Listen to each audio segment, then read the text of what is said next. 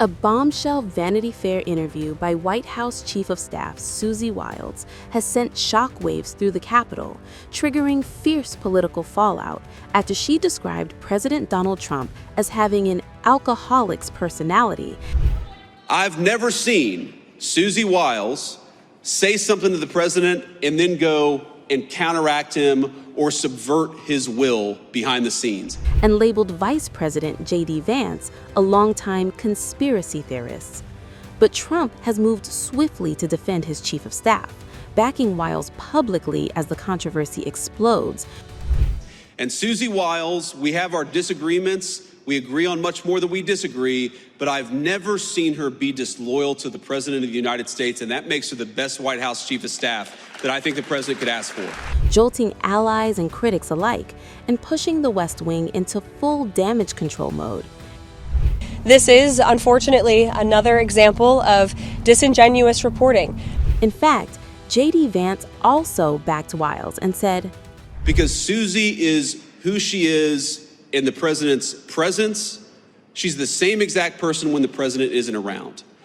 I've never seen Susie Wiles say something to the president and then go and counteract him or subvert his will behind the scenes. And that's what you wanted a staffer. In a recent interview with the New York Post, Trump dismissed the controversy and stood firmly behind Wiles, calling her, quote, fantastic. The fallout began after Vanity Fair published a detailed profile built on multiple interviews in which Wiles described Trump as having what she called an alcoholic's personality. The phrase ricocheted instantly. Trump addressed it head on. "Oh, she's fantastic," Trump told the Post, making clear he was not backing away from his top aide. Then came the explanation. Trump said Wiles was referring to something he has publicly acknowledged for years, his decision not to drink alcohol. "She meant that you see, I don't drink alcohol," Trump said, "so everybody knows that. But I've often said that if I did, I'd have a very good chance of being an alcoholic." Trump didn't stop there. "I've said that many times about myself," he said. "It's a very possessive personality." The president expanded further, repeating the point. "I'm fortunate I'm not a drinker," Trump said. "If I did, I could very well, because I've said that, what's the word? Not possessive and addictive type personality." He added, "I've said it many times before." But Trump saved his sharpest words for Vanity Fair. "I think from what I hear, the facts were wrong," he said, calling the interview, quote, very misguided, purposely misguided. However, the Vanity Fair report didn't just focus on Trump. According to the magazine's two-part report, Wiles also criticized Attorney General Pam Bondi's handling of the Jeffrey Epstein case and offered unusually candid assessments of key figures inside the administration. Those included Vice President Vance and Health Secretary Robert F. Kennedy Jr. The reaction inside the administration was swift.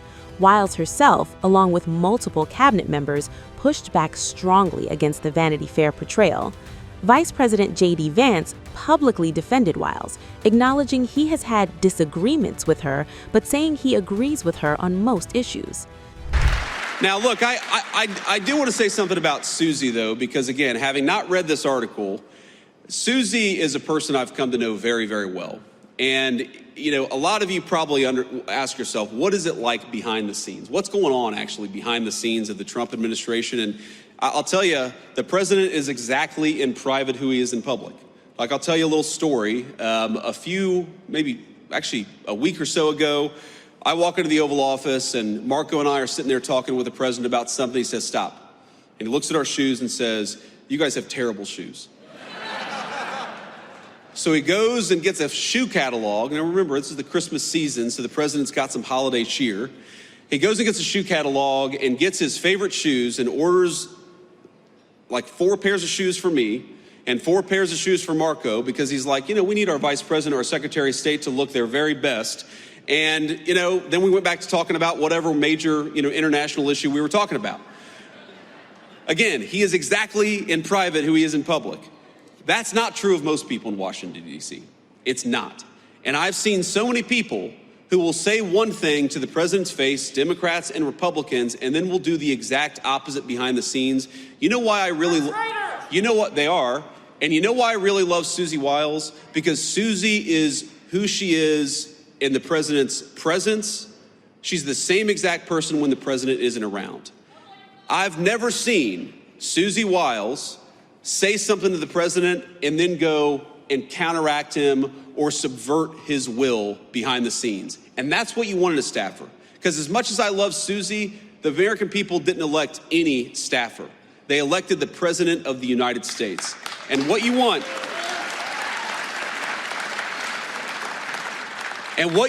in a staffer is a person who understands they are there to effectuate the will of the American people, and they're there to follow the orders of the duly elected Commander-in-Chief of the United States. And Susie Wiles, we have our disagreements. We agree on much more than we disagree, but I've never seen her be disloyal to the President of the United States, and that makes her the best White House Chief of Staff that I think the President could ask for.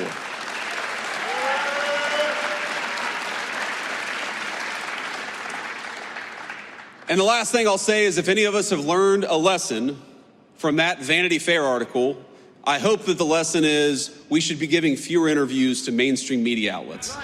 The West Wing then went fully into response mode.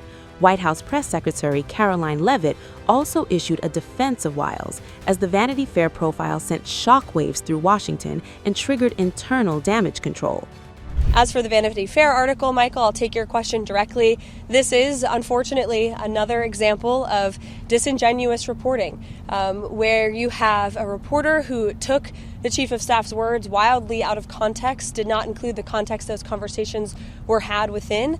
And then further, I think the most egregious part of this article was the bias of omission that was clearly present. And we see a lot of this when dealing with the media every day. You will leave out important context, leave out comments and facts. You know, many people in this building spoke with that reporter, and those comments were never included in the story, probably because it didn't push this false narrative of chaos and confusion that the reporter was clearly trying to push. So what I'll say about our Chief of Staff, as you've seen from not just myself, but also the entire cabinet, and a groundswell of support from people on Capitol Hill who don't even work in this building, about how incredible Susie Wiles has been to President Trump. And he's been able to accomplish so much because of his leadership and his tenacity, but also because of Chief of Staff Wiles's leadership and her ability to effectuate his agenda. So thank you. Trump's message was clear. He's not distancing himself. He's doubling down.